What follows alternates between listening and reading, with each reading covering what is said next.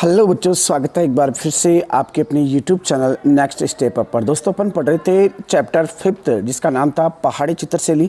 पहाड़ी चित्रशैली में अपन ने पढ़ा था बसोहली चित्रशैली के बारे में, फिर अपन ने पढ़ा था गुलेर चित्रशैली के बारे में, लास्ट में अपन ने पढ़ा कांगड़ा चित्रशैली के बारे में। अब दोस्तों, इसका एक पार्ट बच जाता है जिसमें है कि पहाड़ी चित्रशैली के प्रमुख चित्रों के बारे में। 3 चित्रों के बारे में अपन पढ़ेंगे।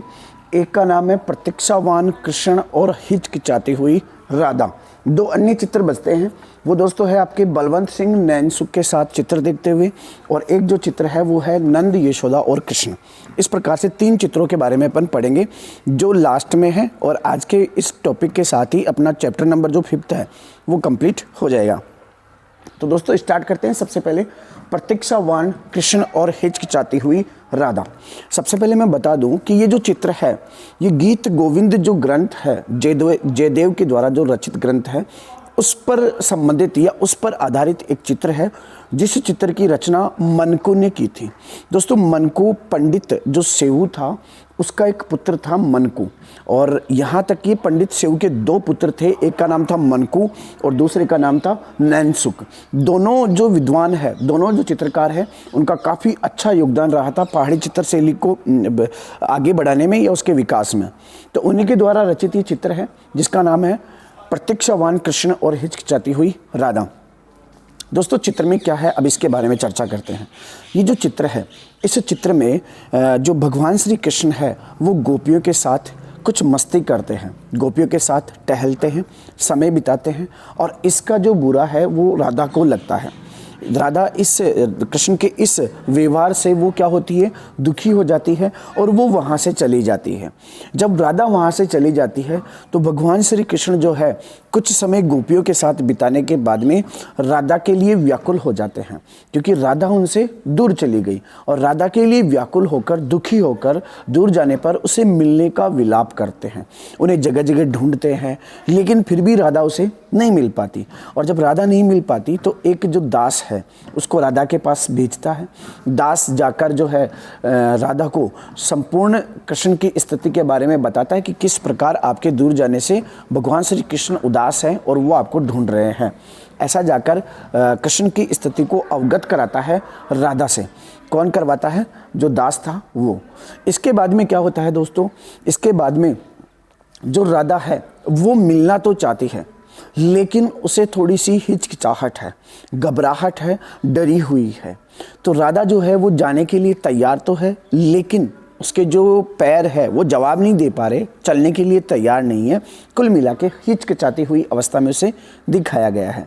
और अंत में फिर जाकर जो दास है और जो सखियां है जब राधा को समझाती है तो फिर अंत में जो राधा है वो भगवान श्री कृष्ण से मिलने के लिए जाती है। और जब इस चित्र में, ये तो इसकी पूरी जो कहानी है इस चित्र की वो मैंने बताई आपको। अब इसमें जो भावात्मक जो दृश्य दिखाए गए हैं, भाव कैसे दिखाए गए हैं, तो दोस्तों राधा को हिचकिचाती अवस्था में, शर्मीली अवस्था में, घबराई हुई अवस्था में दिखाया गया है, और जो भगवान श्री कृष्ण है उनको इंतजार करते हुए, बेसब्री से इंतजार करते हुए या प्रतीक्षा करते हुए दिखाया गया है। इसी चित्र में पीछे की तरफ एक शिलालेख लिखा हुआ है। शिलालेख जानते हो, पत्थर पर लिखा हुआ कुछ शब्द। तो शिलालेख पर लिखा हुआ क्या है दोस्तों? शिलालेख पर लिखा हुआ है कि जो सखियां थी, जो राधा की सहेलियां थी, वो राधा से कहती है कि राधा, तेरे बारे में, तेरे मन में जो भी चल रहा है उसका हमें पता है। मतलब तू कृष्ण से मिलना चाहती है, तू किसी भी प्रकार की शर्म को छोड़, घबराहट को छोड़, और तू भगवान श्री कृष्ण से मिलने के लिए चली जा। और इतना कहने पर जो राधा है वो उनकी बात मान लेती है और फिर कृष्ण के पास उसे मिलने के लिए जाती है। तो ये इस चित्र की पूरी हिस्टोरी है। अब पढ़ लेते हैं एक बार क्या है। गीत गोविंद ग्रंथ से संबंधित यह चित्र मनकू द्वारा चित्रित किया गया है। मनकू पंडित सेऊ का पुत्र था। मनकू और नैनसुख जो दोनों पंडित सेऊ के पुत्र थे, पहाड़ी चित्रशैली में उनका महत्वपूर्ण योगदान था। आगे देखें, जयदेव द्वारा रचित गीत गोविंद ग्रंथ से कुछ इस प्रकार का इस चित्र का वर्णन मिलता है। क्या मिलता है कि बसंत ऋतु में यमुना नदी के किनारे कृष्ण और राधा का प्रेम की शुरुआत होती है, लेकिन कुछ समय बाद कृष्ण गोपियों के साथ समय बिताने के बाद जब राधा उससे दूर चली जाती है तब पछताकर राधा को राधा से दूर होने से विलाप करता है। बाद में एक दूत राधा के पास जाता है और कृष्ण की स्थिति के बारे में राधा को अवगत कराता है, उसे बताता है। अंत में राधा कृष्ण से मिलने के लिए चली जाती है। जहाँ पर राधा की स्थिति शर्मीली, हिचकिचाते हुए दिखाई गई है, वहीं कृष्ण की स्थिति राधा का इंतजार करते हुए, प्रतीक्षा करते हुए दिखाई गई है। इस चित्र में पीछे की ओर एक शिलालेख दिखाया गया है, जिस पर लिखा है, क्या लिखा है? राधा सखियों को इस रहस्य के बारे में पता चल चुका है। आप अपनी आत्मा, यानी जो आपकी आत्मा है वो प्रेम के लिए आतुर है। आप किसी भी प्रकार की लाज या श्रम को त्याग कर भगवान श्री कृष्ण से मिलने के लिए चले जाओ। ऐसा कौन कहता है? सखियाँ कहती है। किससे? राधा से कहती है। आगे फिर इसी शिलालेख पर लिखा हुआ है, और ये सब बताने के बाद जो सखिया है, राधा को ये सब चीज़ें बताने के बाद राधा अपनी सहेलियों की बात मान लेती है, और बात मानने के बाद में वो भगवान श्री कृष्ण से मिलने के लिए चली जाती है।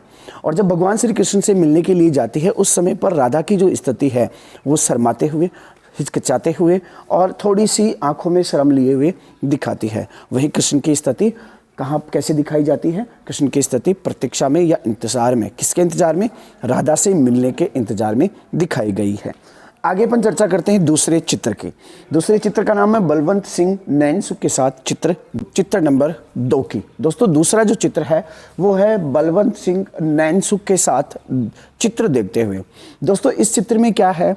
बलवंत सिंह जो जसरोटा का राजकुमार है। दोस्तों कहाँ का है? जसरोटा का राजकुमार है, जो अपने महल में बैठा हुआ है और चित्र का अवलोकन कर रहा है, चित्र को देख रहा है। इसी चित्र में बलवंत सिंह को महल में बैठे हुए और हुक्का पीते हुए दिखाया गया है। हुक्का जानते होंगे, धूम्रपान करते हुए दिखाया गया है। पास में ही एक आकृति और बनाई गई है जो नैनसुख को व्यक्त करती है, नैनसुख के बारे में बताती है। देखिए बस इतना सा कुछ देखना है। इस चित्र में जसरोटा के राजकुमार बलवंत सिंह एक चित्र को देख रहे हैं, साथ में नैनसुख खड़े हैं। चित्र में शाम का दृश्य है। बलवंत सिंह अपने महल पर बैठे हुए हैं और हुक्का पी रहे हैं, और नैनसुख की जो आकृति है वो सुव्यवस्थित सही तरीके से दिखाई गई है। इतना सा आपको देखना है। फिर बात करते हैं चित्र संख्या 3 की, जो आखिरी होगा और इस चैप्टर का आखिरी पॉइंट भी होगा। चित्र संख्या 3 है नंद, यशोदा और कृष्ण का चित्र। दोस्तों नंद, यशोदा और कृष्ण ये एक ही परिवार के सदस्य हैं, आप जानते होंगे। तो इनका चित्र बनाया गया है। चित्र में ये जो चित्र है ये भगवत पुराण से लिया गया चित्र है, भगवत पुराण से लिया गया चित्र है। और इस चित्र में जो है नंद और जो दो, सीधा सा अपन देखें तो 2 बैलगाड़ियों का एक समूह है, जिसमें आगे वाली जो बैलगाड़ी है उसको चला रहे हैं नंद, यानी कि उस बैलगाड़ी में बैठे हैं नंद। और पीछे वाली जो बैलगाड़ी है जिसमें कृष्ण और बलराम, इसके अलावा उनकी माताएं ये बैठी हुई है। यानी कुल मिला के इस चित्र में 2 बैलगाड़ियाँ हैं। नेतृत्व करने वाली बैलगाड़ी में नंद बैठे हैं और पीछे वाली बैलगाड़ी में कृष्ण, बलराम और उनकी माताएं बैठी हैं। जा कहाँ रहे हैं दोस्तों? ये वृंदावन की यात्रा कर रहे हैं। कहाँ की यात्रा कर रहे हैं? वृंदावन की यात्राएं कर रहे हैं। और इनके साथ और भी लोग हैं जिनके साथ अनेक प्रकार के सामान हैं। वो लोग सामान को लेकर इनके साथ साथ चल रहे हैं। उन लोगों की जो आकृति दिखाई है वो कुछ थके हुई आकृति में दिखाई गई है। उनके सिर झुके हुए, जिससे एहसास होता है कि ये थके हुए हैं। सिर पर बड़े भारी बर्तन भी रखे हुए दिखाए गए हैं, जिन्हें वो मजबूती से पकड़े हुए हैं। देखिए चित्र में भगवत पुराण का दृश्य है। चित्र में नंद अपने परिवार के सदस्यों के साथ वृंदावन की यात्रा करते हैं, और चित्र में 2 बैलगाड़ियों का एक समूह है जिसमें नेतृत्व नंद कर रहे हैं, यानी कि आगे वाली बैलगाड़ी में नंद बैठे हैं, पीछे वाली बैलगाड़ी में कृष्ण, बलराम और उनकी माताएं बैठी हैं। साथ में अनेक प्रकार के सामान ले जाते हुए पुरुष और स्त्रियों को दिखाया गया है। थकान से उनका सिर झुका हुआ है, आपस में बातचीत कर रहे हैं, और सिर पर बड़े बर्तन भी पकड़े हुए हैं, टाइट बर्तन पकड़े हुए हैं, मजबूती के साथ सीना तना हुआ उनका दिखाया गया है। तो दोस्तों ये था अपना चैप्टर नंबर 5 जो आज कंप्लीट हुआ। आपको पता होगा कि यहाँ तक का सिलेबस आपके हाफ ईयरली एग्जाम में आने वाला है। तो आप अगर इस एक लेक्चर जो बचा हुआ है आप इसे भी देखें, इसे भी याद करें, इसे भी रिवाइज करें। दोस्तों क्वेश्चन पेपर आपके पास कंटिन्यू आ ही रहे हैं, आप उनको पढ़ते रहिए, क्योंकि आपको पता है कि इस बार सबसे ज़्यादा मैटर करने वाले शॉर्ट क्वेश्चन और जो ऑप्शनल क्वेश्चन है वो सबसे ज़्यादा मैटर करने वाले हैं। ओके दोस्तों, तो आई थिंक मैं आपको अच्छी तरीके से भलीभांति प्रकार से समझा पाया हूँ। अगर आपको अच्छा लगा अपने फ्रेंड के साथ शेयर कीजिए, अपने सहपाठियों को बताइए, ताकि मेरे को भी कुछ मोटिवेशन मिले। ओके दोस्तों, थैंक यू सो मच।